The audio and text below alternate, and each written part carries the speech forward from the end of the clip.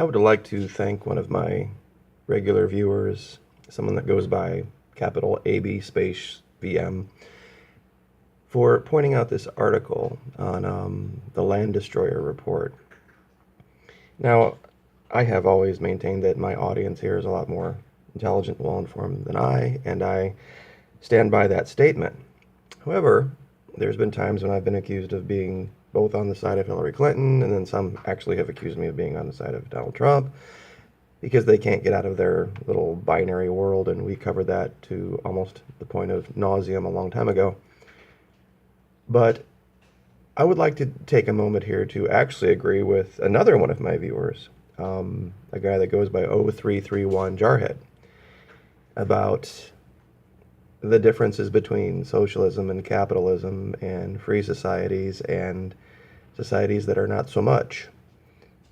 Having served in Central America and seeing how socialist dictatorships can create suffering and misery on an epic scale, and the unintended consequences of that, I would caution those who would tar and feather American interests or American big corporate interests, because those things, while they do have their a bit unseemly side, they can create societies that are incredibly prosperous and happy, and it's just something that I think we take for granted here that we don't really realize. Now, in this article, clearly the writer of it has an issue with big corporations, and like I said, I know they have some things that they do that are crappy, but I just did a video where we showed people digging through the trash for food to feed their children, people being beaten in the streets, people throwing bombs made of feces at the police driving by and murdering people, and a country on basically the brink of destruction. However, there's people that say it would be openly so much worse to have all of, these corporations' interest be promoted in the region. Now, asking one of those people who is actually living through what's going on over there, if they would like to say, get up in the morning and maybe get on their Microsoft computer and Google where the nearest Target was that had a Starbucks, and then on the walk over there, Skype with someone, stop at a Shell and grab a candy bar, and stop by the Bank of America or Citibank ATM and pull out some money, and then use their Visa card to go into said Target and buy groceries. That might include some Pepsi and some Coke, and you get my point here? These are things we could do every day here in this country that we take for granted, and it's a terrible thing. Maybe while they're there, they can pick up a prescription for their grandparent that was prone by GlaxoSmithKline. I mean, you can go on and on and on. And you can say, well, this company did this and this company did that. Well, we feed the world. We absolutely feed the world. Maybe they can go home and turn on their cable and watch some HBO. Maybe get back on that computer and buy a ticket for a plane to Colombia, and they could fly on Boeing. On the way there, it means Xerox. I mean, you can go through and you can talk about how evil you think all these companies are, but try a day in this country without them. I mean, I'm not kidding. I mean, seriously, it's one of the things that the people who think I'm more left-wing than right, would probably take a bit of a second look at. Neither is perfect, but like, Jarhead 0331 said, given the choice between what goes on down there, I had to be down there. I served down there, and believe me, there are classes the U.S. military gives to its young male soldiers, well, at least they did at that time, about the women in Panama and how they will do and say and anything to get their hooks into a male soldier, U.S. soldier, get him into bed, get pregnant, and then they are set for life. Because they know at that point, they're going to be shipped back to the U.S. and live a life that to them is like scratching a lottery ticket. And there are classes the U.S. military teaches on how to avoid these things. Because once they get here and once they get your benefits, you're secondary at that point. You're never going to be shipped back. And once they're here, believe me, there's all sorts of other opportunities for beautiful Panamanian girls. But I digress. I don't want to sound too sexist. I'm sure there's issues with that with female soldiers as well. But anyway, it's just the point, that, and another point that I'd made is that if everything going on over there is something that's fixable by the U.S. and the U.S. needs to be involved in it, why are we sending soldiers to Afghanistan? That's not going to get fixed.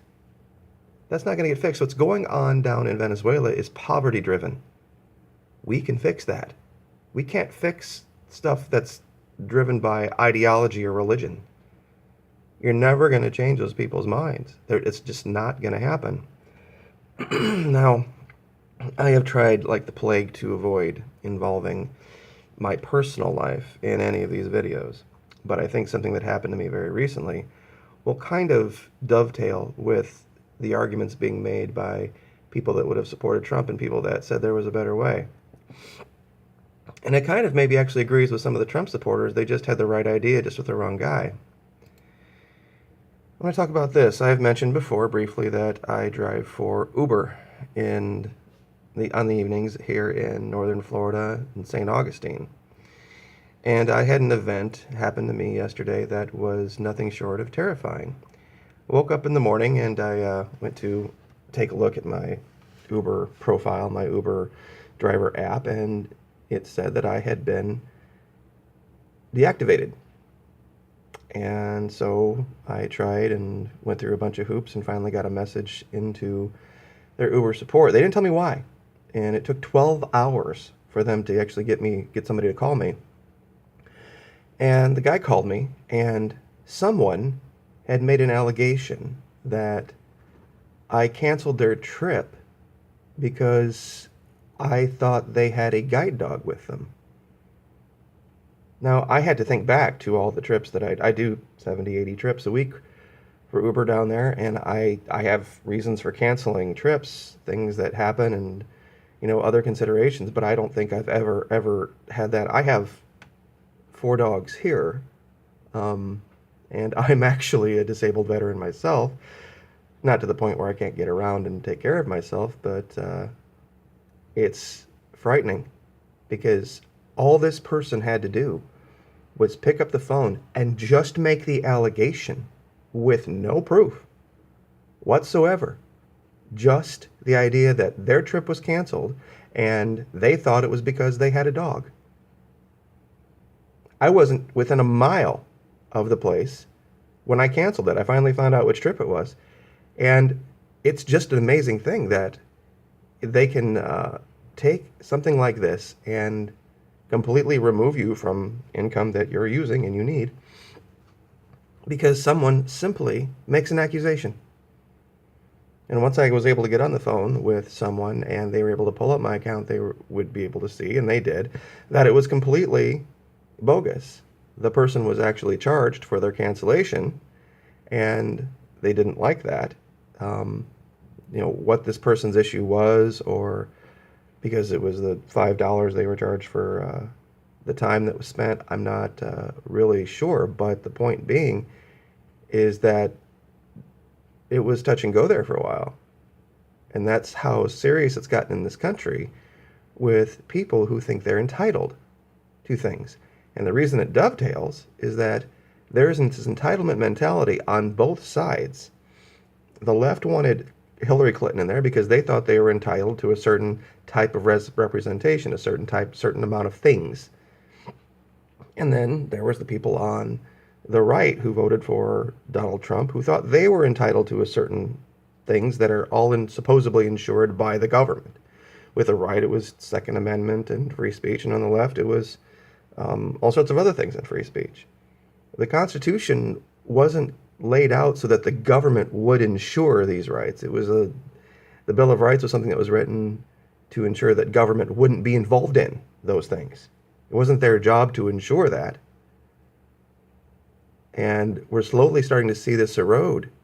And when I look at the people of Venezuela and I see what they're going through, I think now they would trade away their rights for a meal.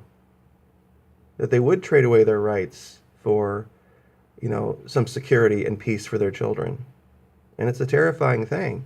It really is, to see this movement toward not having to be responsible for your own future or be responsible for your own well-being. We all have disabilities, and I've learned this, just through time, that you don't have to be in a wheelchair, you don't have to be blind or deaf or anything else to have disabilities. There's guys coming back that from these wars that are so screwed up in the head that, there's people out there that are blind that are better able to take care of themselves because they're so mentally screwed up.